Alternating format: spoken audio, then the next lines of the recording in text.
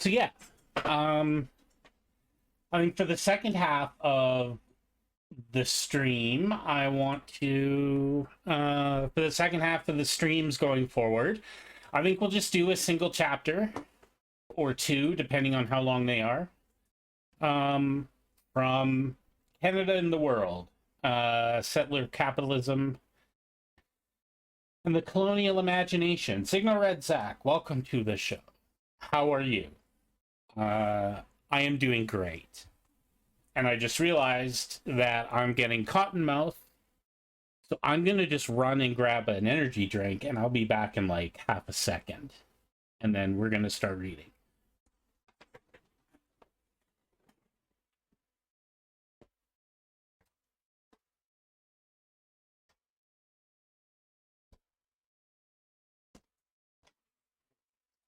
Okay, I'm back.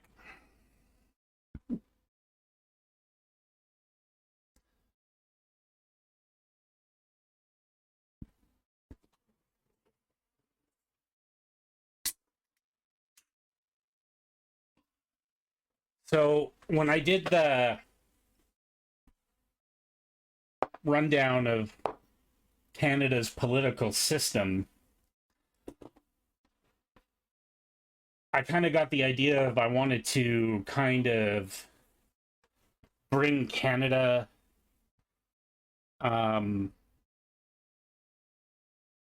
into the discussion, because I think Canada is an important player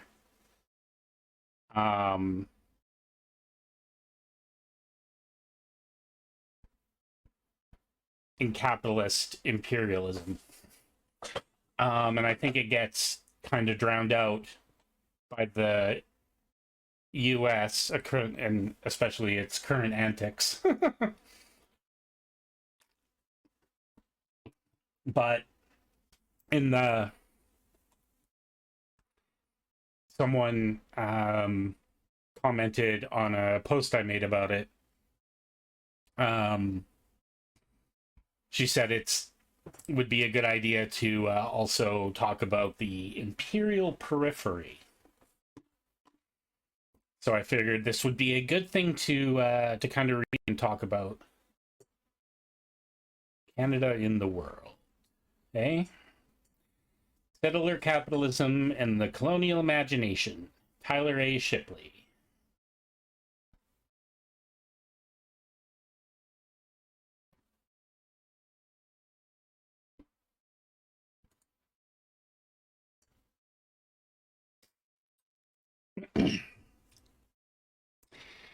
Introduction. When the European settlers arrived, they needed land to live on.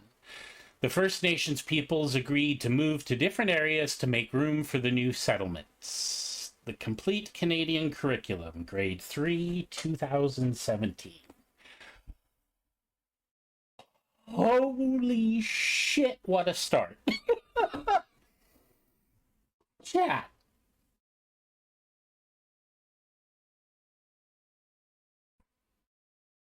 Chat.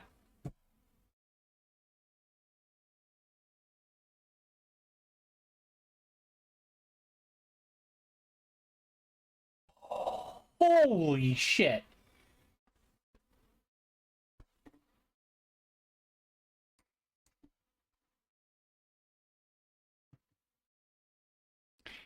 In 2017, the Complete Canadian Curriculum Guide for third graders claimed that the First Nations peoples moved to areas called reserves, where they could live undisturbed by the hustle and bustle of the settlers. This was a radical and absurd misinterpretation of Canadian history, but it was reflective of a long-standing ideological project to convince Canadians that their country was a well-intentioned contributor to the greater good of the world. In that version of history, Canada has been a haven for refugees. It has been a voice of reason in times of international crisis. It has sought to preserve peace where others wanted war, and it has made sacrifices when war was necessary to defeat injustice. And it has helped other nations build prosperous and functional societies like the one Canada built after Indigenous people, presumably, moved to the reserves where they could live undisturbed by the hustle and bustle of the settlers. Yes, NCTV, welcome to the show. This is from a 2017 curriculum, yes.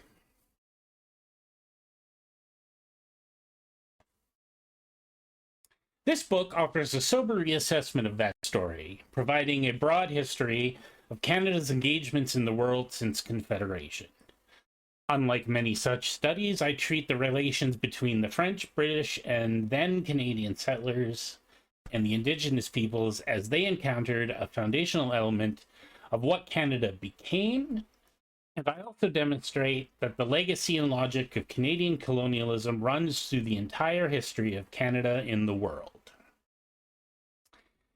Canada's colonial project was driven by one fundamental material goal: the destruction of Indigenous political economic practices and their displacement by capitalism, and an equally important ideological foundation in the claim that Europeans were racially and culturally advanced, and thus that their conquest of the Indigenous peoples represented progress. The interplay between this economic compulsion and its ideological framing has remained integral to the story of Canada. The structure of this book is designed to highlight the central thesis that Canada's relationships in the world have consistently followed the pattern set during its colonial founding. Part 1 provides an overview of the colonial project that created Canada, with emphasis on the period around Confederation, a key point in the genocidal effort to eliminate what Canadian officials called the Indian problem. The creation of Canada took place within the broader dynamics of the emergence of capitalism, the spread of European colonialism, and the transatlantic slave trade, which I discussed briefly.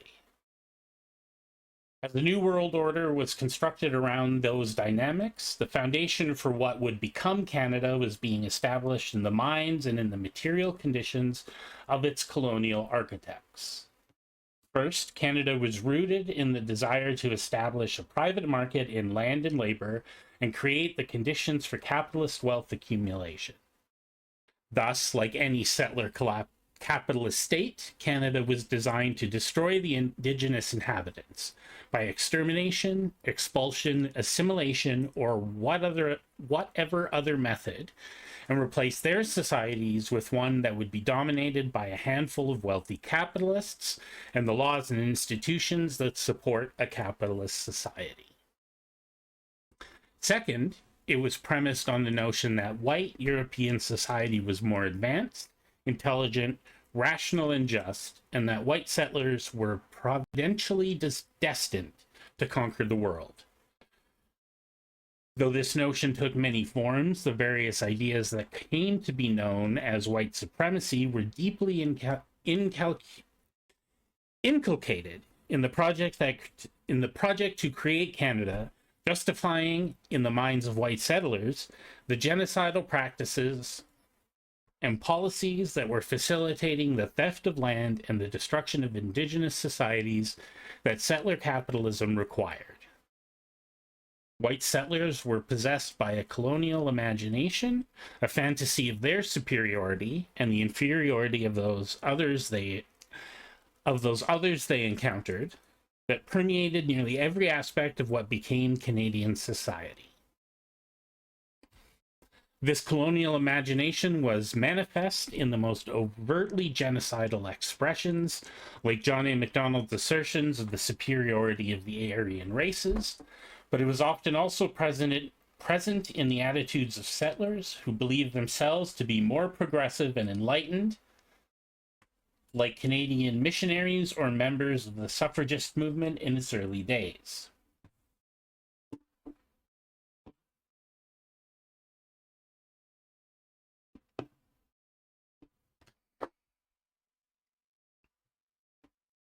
Looking back at the period around Confederation and the conquest of the West, 21st century Canadians are often tempted to assert that while racism of the early settlers was terrible, it was a product of the period in which they lived, and it's unfair to judge them by the standards of the present. This is profoundly inadequate. It ignores the fact that those attitudes never went away, even if they were gradually refashioned and new language used to express them. It's a fucking great point. Though part one emphasizes the moments around Canada's creation, it carries the story forward to the 21st century to illustrate that colonialism never ended, but rather. Oh, I lost my place. But rather remained a pervasive part of the Canadian story. This reality is tragically evident, for instance, in the appalling rate at which Indigenous women and children are murdered or disappeared in Canada, often with little, if any, investigation. Furthermore, as the rest of the book illustrates, Canadians' attitudes towards people outside of its borders remain steeped in the same attitudes. What was said of people in Afghanistan in the 21st century reflected what was said about Indigenous people in the 1880s. Even in the 1880s, there was no global consensus that white supremacist values were correct.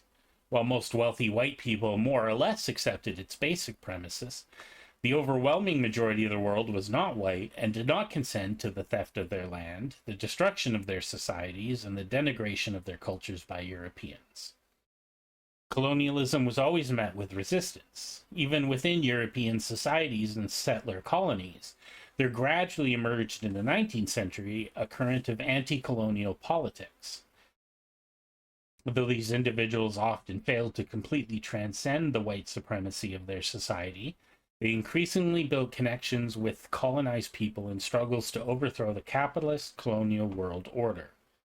The left, as this resistance came to be known, was always present in both the colonized and settler communities and put the lie to any notion that everyone believed the ideas of white supremacy. Part 1, then, lays the groundwork for the argument at the heart of this book, which is that those key components of Canada's founding, settler capitalism and the colonial imagination, remain central to Canada's engagements in the world henceforth. In Part 2, I return to the period around Confederation and track the parallel dynamics of Canada's looking outward to the rest of the world, illustrating the ways in which the very same Canadians who were consolidating colonialism in Canada were projecting it elsewhere. Sam Steele, celebrated police officer who helped conquer the Indigenous peoples and supervised the virtual slave labor of Chinese workers on the Canadian Pacific Railway, CPR, would later travel to South Africa to administer concentration camps holding mostly black South Africans on behalf of the British Empire. Cornelius Van Horn, capitalist tycoon who was the president of the CPR, was quickly off to Cuba, where he brought his clear northern brain to monopolize the island and extract profits. By the 1930s, the Canadian military would be supporting a massacre of thousands of Indigenous farmers, communist Indians, Prime Minister R.B. Bennett called them, in El Salvador. Oh no, Marshort. I'm sorry to hear that. I hope it goes away soon.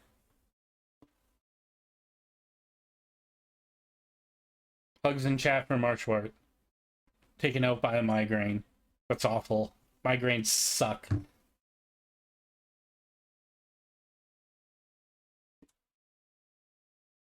Damn.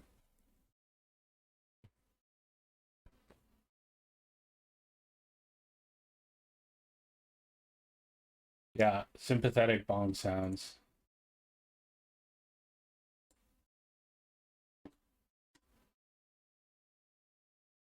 Shitty.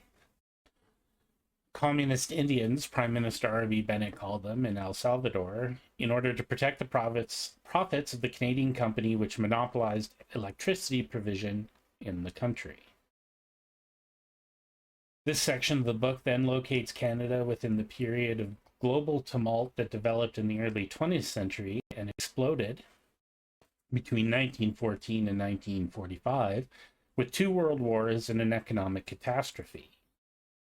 The class dynamics of Canadian society. The class dynamics of Canadian society, I was not either, to be honest with you. The class dynamics of Canadian society, muted somewhat by the early stages of colonial conquest, became much clearer in this period as working class Canadians, often immigrants, were sacrificed on behalf of the British Empire and the global supremacy of the Anglo-American powers. Central to this section is a reassessment of Canada's place in a world gripped by left-wing revolution and fascist reaction.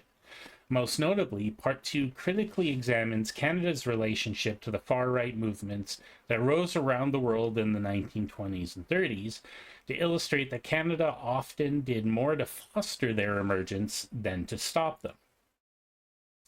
Although Canada's participation in the Second World War was mythologized as selfless and heroic, the defeat of Nazi Germany would have been much easier had Canada not spent so long supporting Hitler, refusing to accept Jewish refugees and abandoning countries like Spain and Portugal to fascist domination. Explaining Canada's behavior in this period is difficult unless one remains clear about its founding principles. Canada's commitment was to a capitalist world, and thus it shared with the fascist powers a deep-rooted desire to crush the movements of the left that had risen up dramatically in the early 20th century in opposition to the poverty and immiseration of capitalism. In particular, Canada sought the destruction of the Soviet Union, and when Canada's own invasion failed to defeat the Russian Revolution, it hoped to wield fascism abroad as a hammer against communism. Furthermore, like the fascist powers, the Canadian ruling classes nurtured an abiding belief in hierarchy and the idea that the world was divided into categories of people who, based on their race, gender, class, or religion, were more or less fit to rule over others. Hitler, after all, admired Canada's genocidal policies towards Indigenous peoples, just as Canadian Prime Minister William Lyon Mackenzie King admired the constructive work Hitler's Germany was doing in having met the communist menace at the time she did and in the way she did, which was, of course, by mass murder. King and Hitler also, notably, agreed that in a large percentage of the Jewish race, there are tendencies and trends which are dangerous indeed. Ideologically, then, the Canadian government was not so distant from the fascists, even while many individual Canadians abhorred them. The world looked very different after the Second World War, and Part 3 grapples with Canada's emergence as a so-called middle power during the Cold War. This was the era when peacekeeping became part of the Canadian identity, when an image was built of a Canada that was neutral and well-intentioned arbiter in international affairs. The reality was much different. As the people of Africa, Asia, Latin America fought for their freedom from Euro-American colonial or neo-colonial authority, Canada consistently sided with the colonial powers and undermined those struggles for freedom. Canadian magazines declared that India was not a nation. Canadian officials urged Britain not to relinquish control of its colonial possessions to politically immature Africans. And Canadian weapons were donated to France to oppose the Vietnamese fight for independence. Across the globe, Canada insisted that colonized people were not capable of self-governance and mobilized racist stereotypes of Congolese cannibals, Papuan people living in trees, and South Asian leaders wearing diapers. These were all manifestations of the same colonial imagination that Canada had applied to its own conquered peoples, so it should come as no surprise that white supremacy mobilized at home would be similarly mobilized abroad. But Canada's undermining of the Undermining of the freedom struggles of colonized people was not simply ideological. By the Cold War period, Canadian capital had expanded into the world, from banking to mining to manufacturing, and the movements struggling against colonialism could not always be trusted to protect Canadian investments. As such, part of Canada's Cold War calculation was to always support these movements that were most amenable to maintaining a global capitalist system in a world where the existence of the Soviet Union made communism or socialism a viable option. Canada, thus, became an important player in the Cold War, working closely with the United States to undermine those movements in the decolonizing world that posed a threat to the capitalist order, and seeking to support those which would maintain neo-colonial relations with the West. Canada opposed Indonesian freedom when it was oriented to the left, but supported it when it was ruled by a dictatorship that murdered millions of communists and welcomed foreign capital. Canada resisted the idea of Congolese independence when it was led by the charismatic left-leaning Patrice Lumumba, but quickly assisted an independent Congo taken over by right-wing forces, which had assassinated Lumumba. Canada built close relations with the government of Chile and gave millions of dollars in foreign aid until Chileans elected. Yeah. Oh, that's right.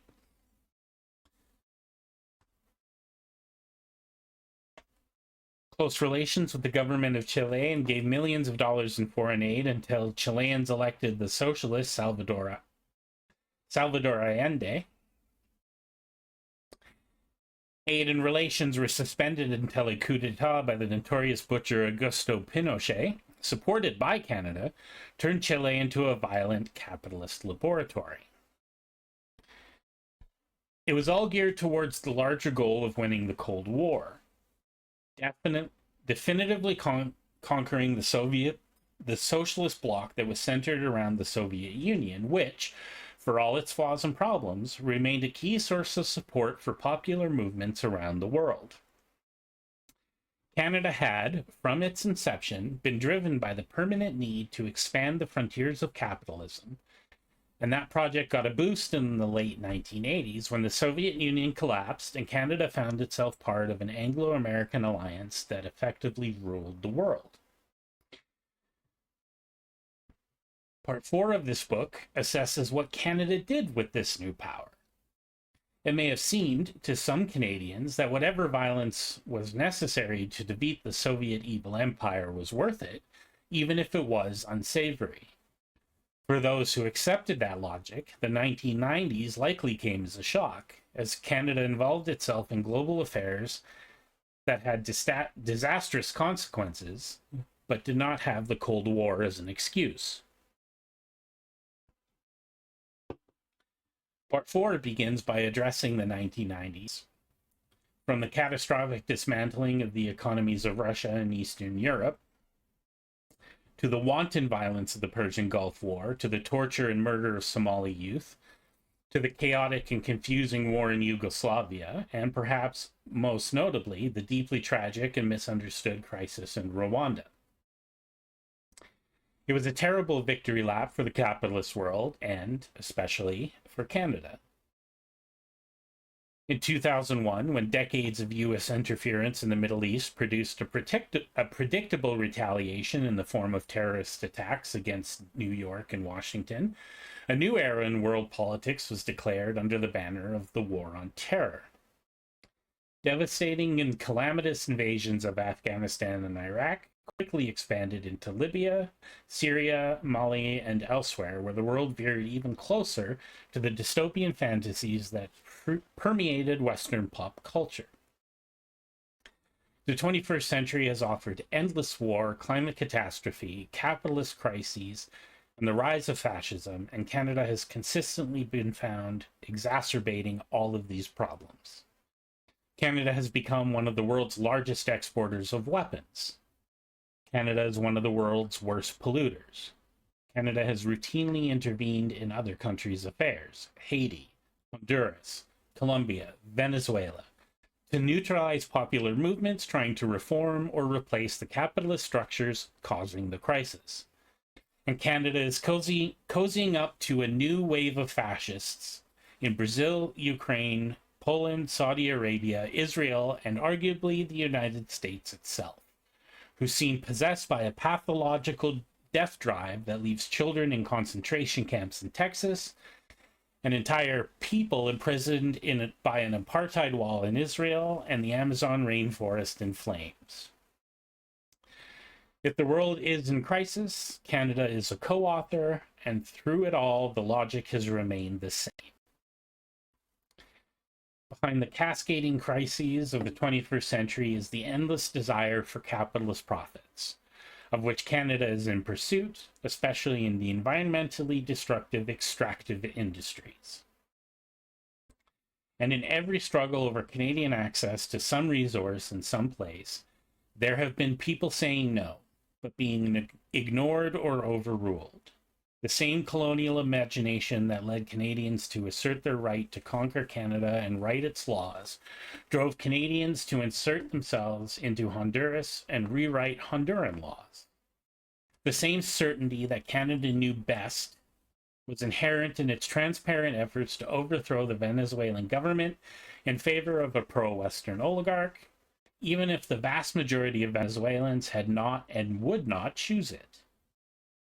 The same assumption of Canadian superiority led Canadian soldiers to claim that Afghans were 2,000 years behind and needed the Canadian occupation to help develop the country and its industries.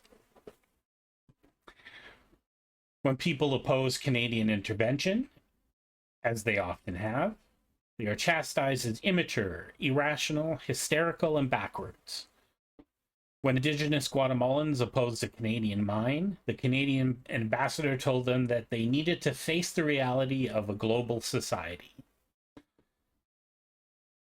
If they were not insulted, they were attacked. After a Colombian opponent of a Canadian hydro dam traveled to Canada to denounce the project, he returned to Colombia to be murdered without a word from the Canadian government or media. Back in Canada, when an Indigenous protester interrupted Prime Minister Justin Trudeau at a fundraising dinner to raise the issue of people dying from poisoned water at Grassy Narrows First Nation, Trudeau sarcastically mocked the protester while he was escorted out. Does that seem familiar, that situation, to you, chat? To my fellow Canadians? Because that exact same thing recently happened with our new Prime Minister. Did the exact same thing. The exact same thing.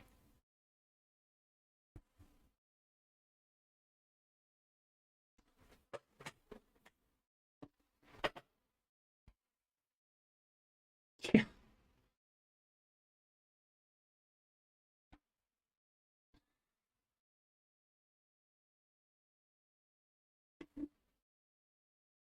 It just, yeah, all the time. It's constant. It's there.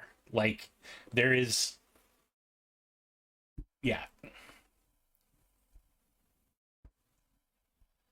Yep.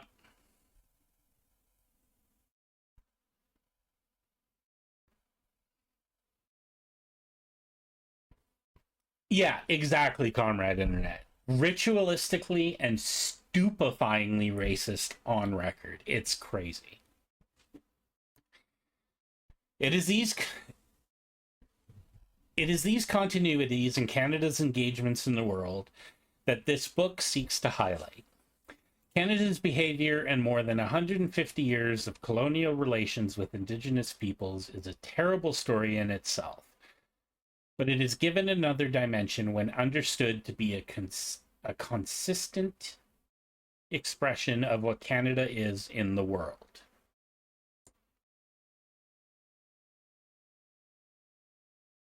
They've been quantum leaped. Canadian settlers pervasive and ongoing practice of sexual violence against Indigenous women was reflected in the same behaviors by Canadian soldiers in Korea.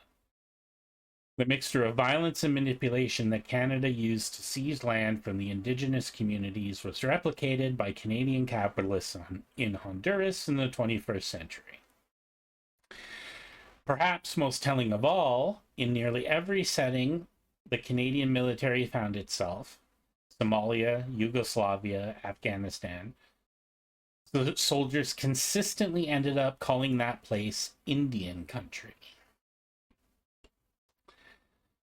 This book offers a broad history of Canada in the world, but it is not exhaustive. Such a task would be impossible to write and overwhelming to read. Instead, I have made decisions about what to emphasize, what to note briefly, and what to leave out. Those choices naturally betray my own interest in writing a book like this, where many Canadian historians have spent much time dissecting the personalities at the highest level of Canadian politics. My focus tends to be on the broader dynamics of historical change. This is because I seek to understand why things happen. I do not believe the question can be answered merely by examining the decisions of a few typically wealthy men who claim to speak on behalf of an entire nation. That those people in positions of power have an effect is undeniably true, and, as such, the prime ministers are a big part of this story. But the flow of history runs much deeper than these individuals. This book suggests that Canada, regardless of its prime minister, has always been driven by a material compulsion towards the accumulation of capital and an ideological commitment to colonialism and white supremacy. Indeed, many studies of Canadian foreign policy begin from an unsubstantiated assumption that Canadian policy is generally well-intentioned and seeks to strike a balance between the well-being of Canadians and the greater interests of the international community. Such an approach ignores the fact that Canada, like the rest of the world, is divided into different classes of people with different interests. What is good for some may be bad for others. I understand history as being shaped by conflict between and within that range of social classes and communities. The Canadian state, in this framework, acts as an institution that seeks to manage class conflict to the ultimate benefit of the Canadian capitalist class. Hence, the phases and episodes in Canada's foreign engagements are reflective of the evolving needs of the ruling classes. This book not only recounts various pieces of Canadian history, but, in addition, contextualizes them within the framework of the Canadian colonial capitalist project.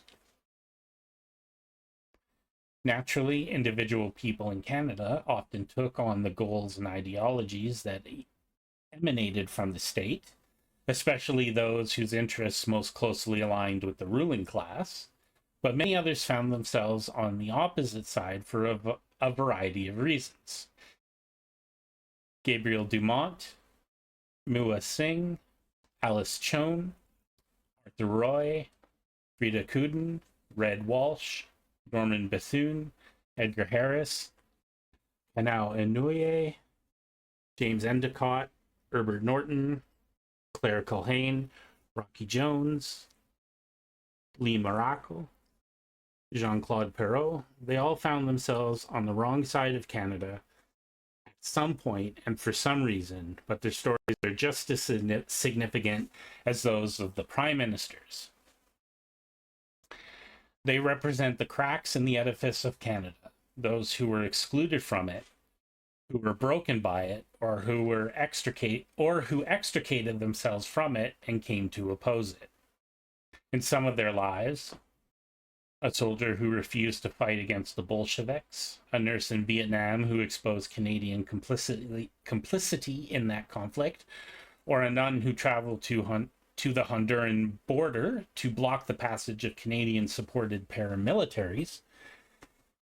There were hints at something different that could have been, or that could yet be, in place of the Canada that is. Still, This book is an examination of the Canada that is, how it has fit into the world, what role it has played, how it is shaped and been shaped by the dynamics around it.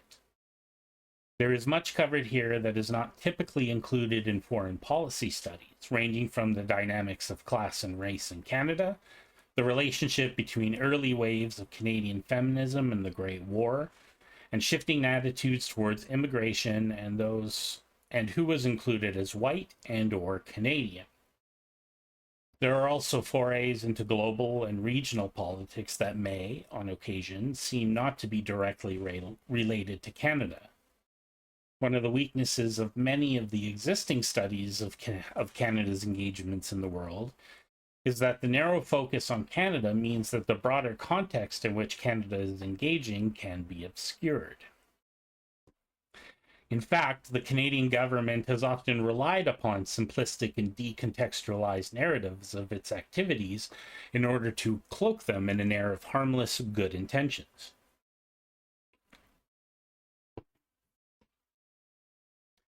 To truly understand the role Canada plays in various historical moments, it is imperative that we properly understand those moments. For instance, the story that emerged from the crisis in Rwanda in 1994 was that a Canadian general tried to stop a genocide from taking place, but was thwarted by United Nations bureaucrats who refused to give him the resources he needed to prevent Rwandan Hutus from engaging in a vicious and coordinated spree of ethnic violence against Tutsis. That narrative is inaccurate, but explaining its inaccuracies requires some deeper understanding of the history of Great Lakes Africa.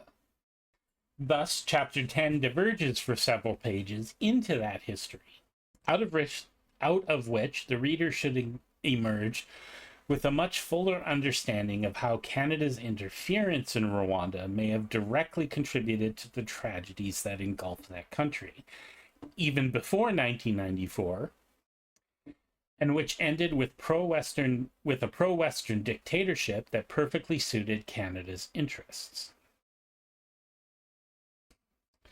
There are many such explorations of regional and global history into which I insert Canada's place, and in crafting these historical accounts, I am deeply indebted to the work of other scholars. Outside of several years of fieldwork in Honduras and the occasional personal anecdote, the knowledge that I marshal for this book is drawn from secondary sources, hundreds of them, each one containing many years of work and thinking by someone else.